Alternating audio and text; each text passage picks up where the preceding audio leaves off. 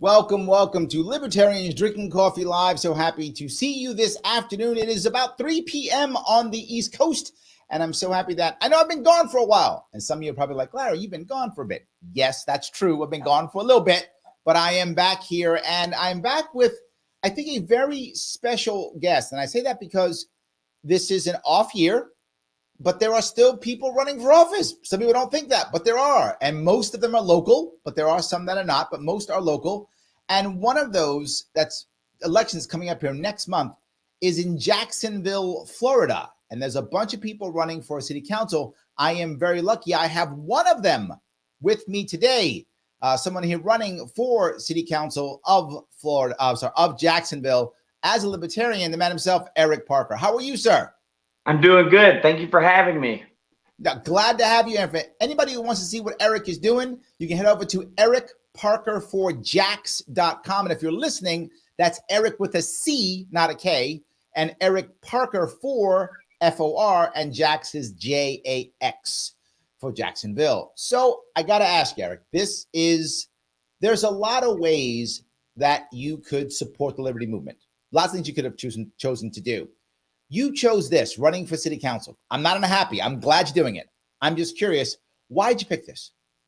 So I specifically chose this race here locally.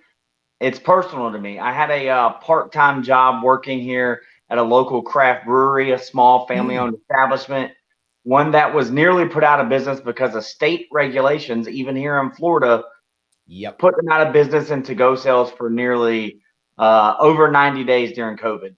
So they were forced by the state to get a restaurant license, get a hot dog roller, reopen. They were 2 weeks away from going out of business permanently, and they were able to stay open. And then local city council passed an ordinance fining small businesses $500 if they had 50 or more people on the property. So it was at that point I went to my very first city council meeting to speak up against that. And at that very same meeting where that passed, a bill giving $230 million in taxpayer funding to go to the Jaguars narrowly failed by one vote. They repackaged that years later to another bill giving the owner of the Jaguars $100 million. So he didn't get all of his money, but he still got a little bit. And I just hold on. I want to be clear on this. So the state made an initial mistake and then backed off. Yeah. After the state backed off, your local people said, oh, no. We got a way to take money from these local people, so we're just going to take it anyway. Yeah, and so that bill that passed was Bill 2020-0759. It started in 2020. I don't think it got passed until 2021. It did sunset. It ran out. But they ran it under the mask of COVID safety. What they were really trying to do was stop large gatherings in the minority community. It was in the news where they were having these, I guess they wanted to call them illegal house parties. Well, these house parties were happening because you said clubs and bars couldn't be open, and people still wanted to hang out. So they masked it and, tried to make it sound like it was about COVID safety, but it was really about control. So wait a minute, you're telling me that the government decided to stop what people are doing and they went to a black market? What? Exactly. That has never happened ever in the history of humanity. Oh my God. So you saw that, you got upset. And this is what I think. I feel like a big part of your campaign is anti-bureaucracy. That is correct. I feel like that kind of made you feel like this is a big deal. Yeah, it's just another, and there were certain waivers. You could get a permit. The NFL team houses 60,000 people in the stadium. They had an automatic waiver. They weren't included in these lockdowns. So just more bureaucracy, more steps through government, more permitting, more licensing, more infringements of our rights to socialize with and where whoever we want. Is that your phone? Yeah, let me do not disturb mode real quick. Sorry about that. Do that real fast because I'm a talker and just go burp, burp. Are we good? I think I may have lost him. Hopefully. Sorry, that's my bad. Okay, there we go. Good. All right, we're good now. So, no, I think what you're saying is important because you bring up a very special piece to this, which is the sports team still gets their money. The sports team still gets their waiver. The sports team gets everything. But as you mentioned, the regular everyday Joe Schmo, and in fact, in your case, poorer communities, marginalized communities, they're the ones who are getting punished even worse. But do they look at you as a savior? Do they look at you as anything? How do they see you if you're saying the thing that to me sounds right? I think a lot of the blue collar and grassroots and small business owners do look at my message as like, hey, this guy is actually sticking up for the little guys. You know what I mean? Like, I understand these small business owners and the people in the minority community, they don't have the means to hire an attorney to fight this. They don't have the means to keep their business open, hoping that their water or electric isn't shut off because they, stand up for themselves against the regime. So whereas like a larger corporation that they have the attorneys, they own the lobbyists that probably have something to do with passing these bills, So absolutely. And that's back into that bureaucracy and those extra steps in our government. Our government here locally is owned by a lot of the lobbyists and the special interests too, and the big corporations. Well, it's the cash, right? That's the issue, right? And by the way, if somebody here wants to help out, Eric, if you think, look, this guy's saying the right things, I like this, I want to try to them out, you can go to his website, ericparker4jax.com, and do one of two things. If you've got some extra cash that you can give him some extra cash. Every little bit counts. $10, $20, whatever you can give is awesome. That helps him get door hangers, signs, all the Facebook ads, all the things that are required that he's going to need. If you're not there with cash, you're in a bad spot, no worries. He needs volunteers too. He needs people who can go onto his Facebook page, go onto his Twitter account, retweet, comment, share stuff. He needs meme warriors. He needs all of those things. So if you can help out with time, that's awesome. If you can help out with money, that's awesome too. Whichever you can do, please do that. It will help tremendously. Let me grab a couple comments if I could, Eric. All right, Sam says, if sports are so important and popular, why do they need tax money, extortion to continue? Yes. I mean, so to piggyback on that, like, I have no issue with our team being here. And, sure. I can't even be really mad at the owner for asking for money. He's a businessman, but I can be mad at our city council for voting unanimously to give it to him last time. So I would have been a no vote on any taxpayer funding, any form of subsidies or corporate welfare going to really any business here in Jacksonville, but specifically the one with one of the richest guys in the world is the owner. So that, you've hit it perfectly, right? You're right. I'm not mad at the guy for asking for money, right? The money's there. Someone's going to get it. He's going to ask for it. I got it. If I was the owner, I'd probably ask too, to be forward with you. I would probably do it also, but it's not his responsibility for us to give him the money. It's ours to say, no, you got enough money. You'll be fine. You're not starving. You'll be okay. I completely agree. Shelley says, the people of Buffalo are generally poor. She brings this up because I don't know if you know, in New York State, we recently made a deal to keep the Buffalo Bills in Buffalo, and we're dropping like $800 million. Yeah, I heard it was more than $500 million. Yeah, I heard. Yes, it's insane the amount of money we're giving away, taxpayer dollars, to build this thing. So she's bringing this up because of what you said. She says, I worked on the Tappan Zee Bridge. And for those of you who don't know, that is a bridge in downstate New York with a bunch of guys from Buffalo. They slept in their cars and worked every overtime hour they could get. Look at that. So now you got people who are busting their rump, sleeping in their cars, working every extra hour they can possibly work to get those extra dollars in their pockets. Meanwhile, we're giving money to the Buffalo Bills. All the players are millionaires. All the owners are billionaires. It's crazy. Yeah. But now here in Jacksonville, you're telling me that they've hammered some of these more marginalized communities. Have they done anything to make it better? Have they tried to make good on what they did? I would say that they, I guess, virtue signal that they're trying. But if you drive through the marginalized communities, you're not going to see the broken promises from, I guess, the era of consolidation. So between, like, I think back in the 50s or 60s, I'm not sure exactly when, Jacksonville consolidated into one city, one municipal government, meaning Jax Beach has its own city council separate from the rest of Duval County, but they also have they fall under the municipality of ours as well. So all of Duval County falls under the I guess the city government of Jacksonville. There's other small towns too out in Baldwin, small town. They have their own town council, but they also fall under this umbrella. And what was promised to these smaller neighborhoods and all the outer areas of Jacksonville was like, hey, we're going to come under one umbrella, and then you're going to get all of the same attention that downtown Jacksonville gets. But that's not true. In fact, more money is taken from the rest of Jacksonville and then funneled into downtown through the Downtown Investment Authority. And I mean, that's where the stadium's at. That's where the Skyrise are at. That's where all the people with the political connections work, and some of them live.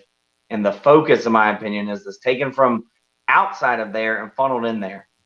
Once they created that government investment community thing, that's when it all went away. Look, not that the Chamber of Commerce was perfect. Chamber of Commerce was not perfect and had corruption also. Yes. But these industrial investment, we have it's called the Empire Development Corporation. Same thing that you have down there, right? And it's just terrible. It's so much corruption, so much cronyism. It's embarrassingly bad. But if I could, let me move to two parts. You've spoken a lot about the money, right? That goes away and goes out, and the corruption.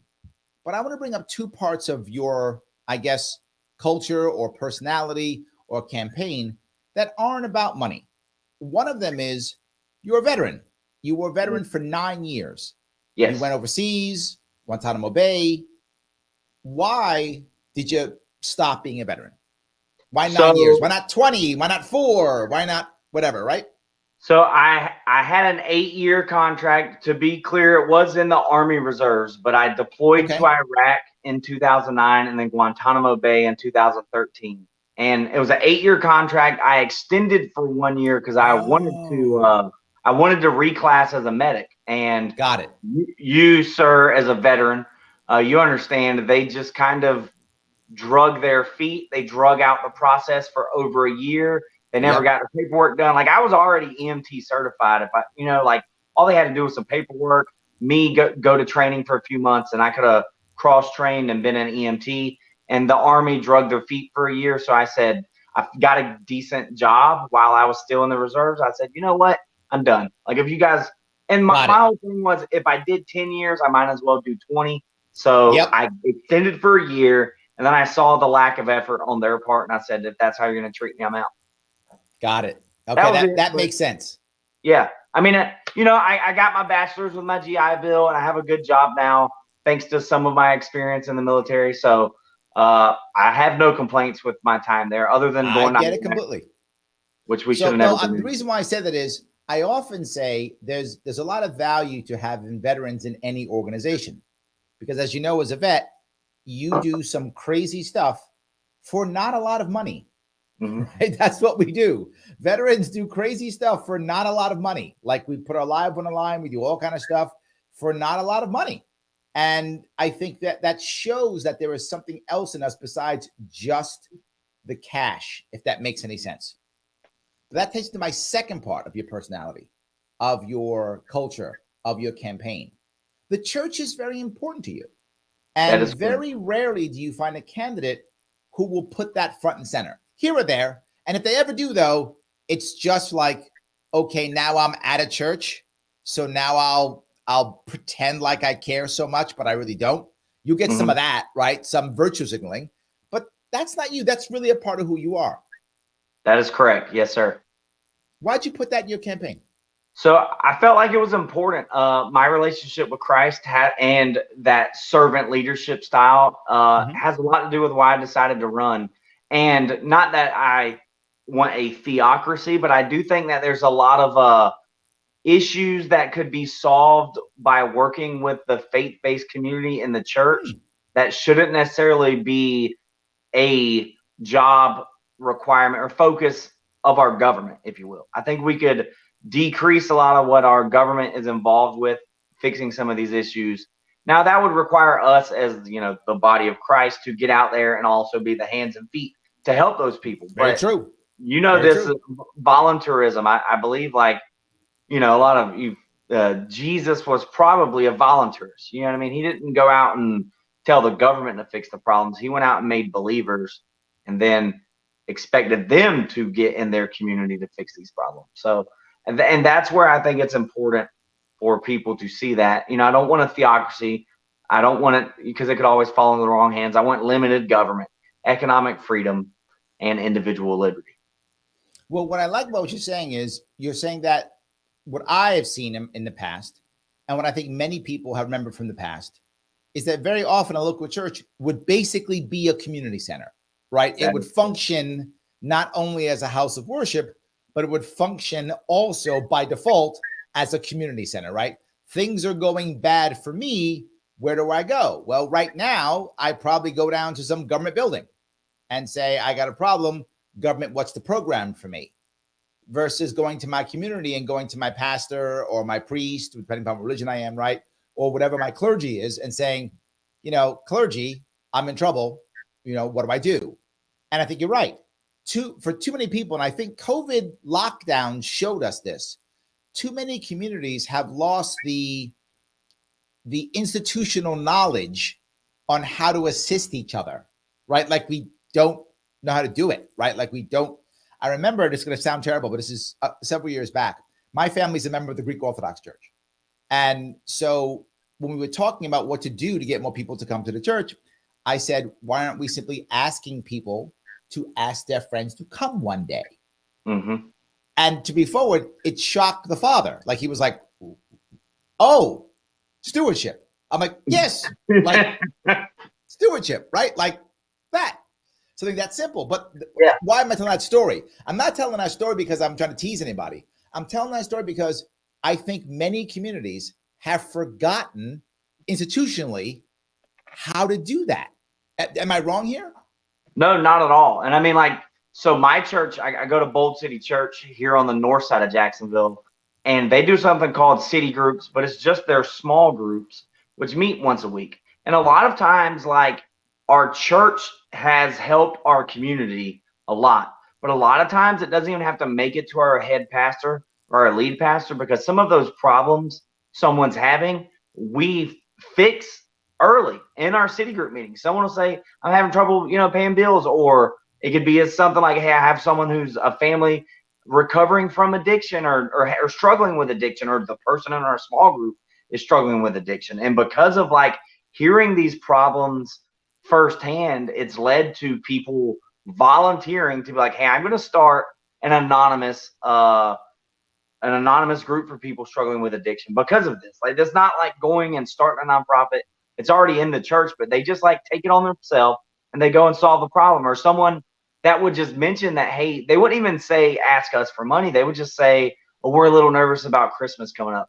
And anonymously, the people in the small group would just go raise some money and maybe get a bunch of Walmart gift cards or something for them and drop them off on their step and not tell them who it's from. You know what I mean? So that's a lot of like what I mean, like the small group in the church community. And it is kind of like you said, that fellowship hall. And I think that's something that our community is missing. And that's something that I think also you and I as veterans liked. And one of the best parts of being in the military is you always had that brotherhood. You always had that fellowship. Yep. But the moment you get out of the military, maybe you lose that automatic brotherhood and fellowship. And I think it's good to find it in the faith-based community.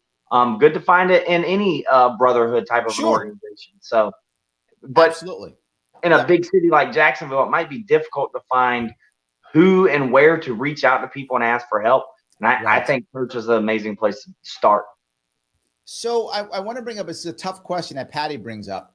Patty says, so many people trust nothing, not friends, family, school, church, or government. Nothing and no one. So how do we trust again? That's a tough question to ask. I mean, it's a tough one, but I think she kind of has a point, doesn't she, Eric? Am I wrong? Yes. And that is a tough one, especially us libertarians. People think libertarians were trying to be these lone wolves because we believe in individual responsibility. That just means like that your relationships with people should be voluntary. But it's difficult to find your niche of where you can fall in. But I mean, without letting people take advantage of you and put yourself out there too much, you have to find your community. I mean, start at a church, maybe start in like, I don't know, I think it's called Hash House Harriers. You ever heard of them? They're like I know. Yep. They go run around pubs, but that's a community. You know what I mean? They go for a run and they go maybe to an establishment, have a beer together or whatever. Like it doesn't have to be faith based. For me, that works out great. But I'm saying, like, I think you bring up a very valid point. Put yourself out there, a little bit. Your point is so strong. You're saying that it's not that we don't want to have groups or be together, or that we don't want to, even in certain cases, have socialism. We do. We just want it to be voluntary. We want to choose to do so, right? If you say, hey, Larry, I'm raising money for this person, I trust you, I'll give my money to you and you'll dole it out as you see fit. That's socialism. But it's voluntary. I'm choosing to do so because I trust you, and I can opt out and say no if I don't like it. I don't trust you anymore, Eric. You're too shady. So I'm not going to give you anymore. But yeah, I completely agree. I love the fact you brought that up. And guys, if you're liking what Eric is saying, you're hearing this and you're liking it, you can help him out. You can head over to ericparker4jax.com. That's Eric with a C if you're listening, and 4 is FOR. And Jax is JAX, ericparker4jax.com. And if you've got some cash to give, that's awesome. Love it. He can use every dollar he can get. Every little bit does count. Larry only got $5-10. It does help. That's Facebook ads. That's palm cards he can hand out, when he's going down to the train station. It's all the things that he needs. Or if he's saying, Larry, I don't have the cash, no worries. He does need people to go to that website, to see where his Facebook page is, to go to his Twitter account, and to share and like and comment and all the things that matter to get his name out. So he can use volunteers too. Volunteers and or money, both good. Whatever you have more of, please do so. If you are in Florida, please do this, because here's the most important part. We're going to talk about the race right now. This is a very real race. This is a race that can make real impact. And if you want to help make impact, help him out at a minimum, guys. Click that like button, right? No matter what you're doing, click the like button, no matter what. But let's go to that part now, Eric. This race specifically, you could actually make some impact here. You've got 3 people running, is that right? For the city council here as Libertarians? My race, I was running in a district race at first, and strategically, I switched last minute to an at-large race. So all of Duval County. But I did that because my Republican opponent was going to be running unopposed. So I have one opponent and one establishment Republican opponent.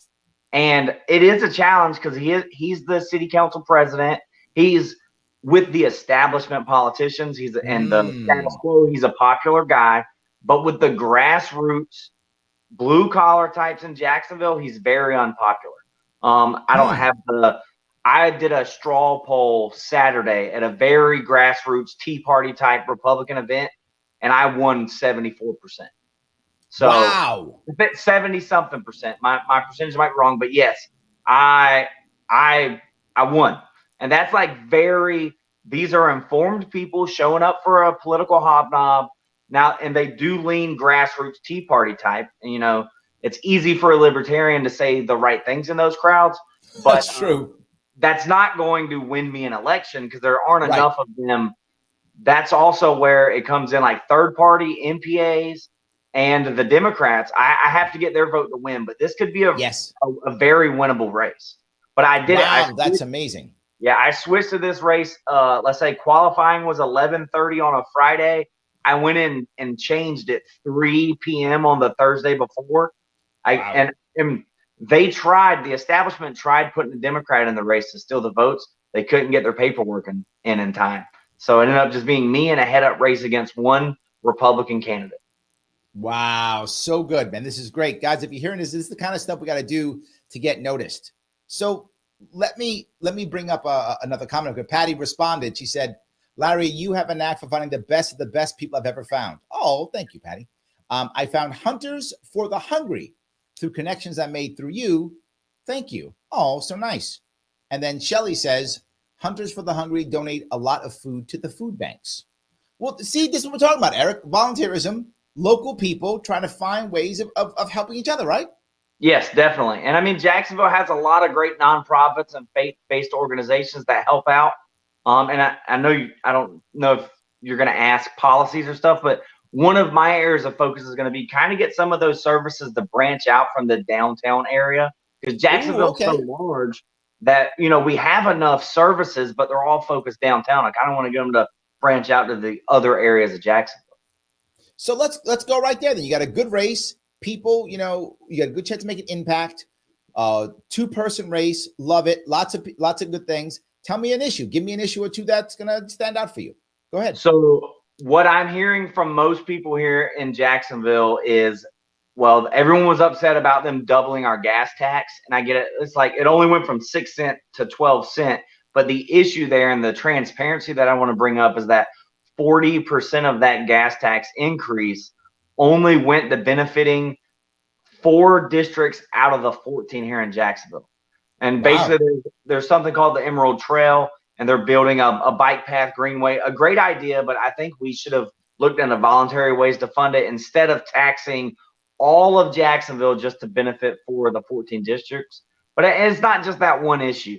It's just, to me, it's the lack of attention to the way that we spend our taxpayer dollars here. We already kind of discussed they wanted to hurt small businesses while bailing out large corporations, or at least offering benefits to large corporations. So to me, it's ending the corporate welfare here in Jacksonville. A lot of people what does that really mean? But I brought up the gas tax because if we did a better job of spending our funding, we would know that we don't need to bail out these corporations. The free market will provide. So number one, I think a lot of people also is like that corporate welfare spending and taxes comes down to out of control government spending.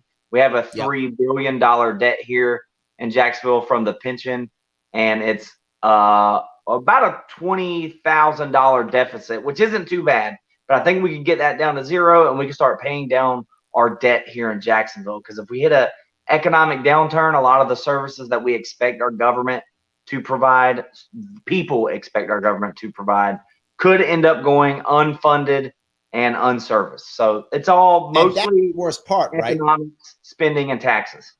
A lot of people, and you brought up a very important point, people think, well, libertarians just want to defund everything. No, we just want to find other ways of funding it. People still need help, right? People still fall down, they make mistakes, they get in trouble, wrong place, wrong time, do something dumb, whatever. Stuff happens to people all the time, and they need help. It isn't that I don't want to help them. I just want to find better ways of helping them and better ways of funding the help they need. And I'm glad you brought that up, because a lot of people would never do that, right? They would just go, cut it, get rid of it. And you're like, no, we need to find ways to help people. I love that you're actually saying that. Such a good thing to say. I'm glad that you're there. So let me ask you another piece, if I could. In this, even though you've got a good race and a good chance of making impact, how do you make impact against the monster that is the Republican Democratic parties? What can you do? So I think right now, and like my strategy is, it switched a little bit going to at large. So what I've been doing is getting out to the areas like the Republican clubs and offering them an alternative. And you could see some of that effort and like the way that they're voting and the way that they're looking at internal politics. Now, in Florida, our ballot access isn't bad at all. I qualified via petition when I was doing the district run, but I paid to get on the ballot here. But I think ultimately showing people another option from the two-party system, and it helps whenever I'm running against one of the duopoly instead of both of them. So, but my issue is if I'm going to win, I have to bring my ideas really to the grassroots types, regardless of political party. There are just people that want to see their government functioning correctly. So podcasts like this, any type of speaking engagement, political things, straw polls, getting out in the community, being noticed, and hopefully bringing a good name to the Libertarian Party here in Jacksonville. That's all how that I think I'm able to make effective change here in Jacksonville. Okay, do you have, look, obviously I want you to win. I hope you win this damn thing. It'd be amazing. Do you have a secondary win, right? Like if you don't win, is there another way you could still claim victory, that you achieved something that's still considered a win? I think getting more people involved and paying attention to the local political process and understanding how it's working and the players involved, understanding the deeper issues and the layers of the establishment and the people in our political class, and explaining to them what's actually going on a little bit behind the scenes, which I'm learning. You know what I mean? Like I didn't know any of this until 2 years ago is whenever I filed, but really I've learned more in the last 3 months about our local political establishment, if you will. But now I have this information, and I'm hoping I get an opportunity to bring it to the people and let them see like what's actually happening. And you mentioned earlier when you said in the introduction that this is an off year, and I think that's intentional. They intentionally put our local elections in an off year so that they don't get like the average voter showing up and choosing who their representative. They intentionally put it in an off year so that to them, it's their political class making the decisions and choosing the people they put in office. So, you know, I want to make sure that people listening and watching understand that this is a big deal for Florida, because Jacksonville, obviously, big city in Florida, clearly, right? And if you get a couple libertarians in that city council, that's news. That's a thing that will help everybody else who's running this year and next year. If we even get enough to where there's, you know, L with a whole bunch of percentage, still valuable for everybody else who's running. Guys, if you want to help out Eric, you can. Head over to Eric Parker, that's Eric with a C, Eric Parker, the word for, F-O-R, Jax, J-A-X, Eric Parker for Jax.com. If you've got a couple bucks you can give, please do so if you can. If you live in Florida, you probably should. This matters for your state tremendously if you live in Florida. If you're not in Florida, I get it. If you live in Florida, you probably should be helping him out right now if you can. And if you can't do any cash, again, no worries. You can head over to his website and you can see where his Facebook page is, where his Twitter account is. You can share, like, comment on all his stuff. All of that matters. You might think, does my like really matter? It does. That like matters, that share matters, all that stuff matters because past the algorithms and people can see what he's doing. And all of a sudden now he's making more impact. It does matter. If you can give some cash, please do so. If you can't, there's still some way of volunteering. Please volunteer and help out Eric. It does matter tremendously. Eric, before we wrap this up, anything else you want to say? Something I might have missed? I was just going to remind everyone of our Gold Standard Rally that you're going to be coming to February 25th here in Jacksonville. So we'll be at the Veterans United Brewery here in Jacksonville. You can find more information. I've shared it multiple times. You can find it at our local affiliate. Go follow them, the Libertarian Party of Duval County. You're going to be there. Chase Oliver's going to be there. Yep. It hasn't been announced. And I don't know if anyone knows Anthony Welty, but he should be there. He's been helping with my campaign, and he's been helping with Tracy's campaign. And here in Jacksonville, we have 3 Libertarians running for office. You have me running for at-large 1. You have Jerry Tubb Ruralbaugh, which you've already had on here, running for at-large 5. And then we have Ronald Tracy Robinson. I think you're going to have him on either later this month or next month. But he's running in District 8. So you can help out all of the candidates however you see fit. If you live here in Jacksonville, reach out to me. I don't care where you're at. I'll bring you a yard sign. You'll just have to message me your address privately. I'll bring it to you personally myself. If you're not home, I'll leave it at your front step. I do ask, hey, if you're willing to take one of my yard signs, can you find a nice home for 3 or 4 more yard signs? So I'll leave like 5 at your house total. Talk with your friends. And make sure, once again, Gold Standard Rally, February 25th. I'm pretty sure that's the date, right? I think that's correct. I will be there, 6 p.m. Eastern. I will absolutely be there, 100%, 100%. And if anyone's wondering where the money is going to right now, if you give it to me, from here on out, pretty much all my money is going to be spent on mailers. I want to send out at least one thing of mailers to all the super voters here in Jacksonville. It could end up being kind of pricey, but right now, that's where the rest of my money is. I'm caught up on palm cards. I bought 500 yard signs. Like I'm caught up on yard signs. Our state affiliate helped us get some money for billboards. We're going to have a billboard going up in Jacksonville here soon with all 3 candidates on it. So this is for real. We're doing this thing, and I could really appreciate any way you can help out the campaign. There we go. We need money for mailers. Exactly right. There we go. Money for mailers. Heading over to Eric Parker for Jax.com to help him out. Guys, thank you so much for watching today. Eric, thank you for coming on today. Thank you for having me. Yes, excellent. And guys, I will be on tonight, by the way, the Sharp Club at 9 p.m. Eastern. And tomorrow, my radio show is back on again. I know some of you missed me for the last week. I was crazy busy with a minor move. But I am back tomorrow, 1 p.m. Sharpway Radio Eastern. I will see you all very soon.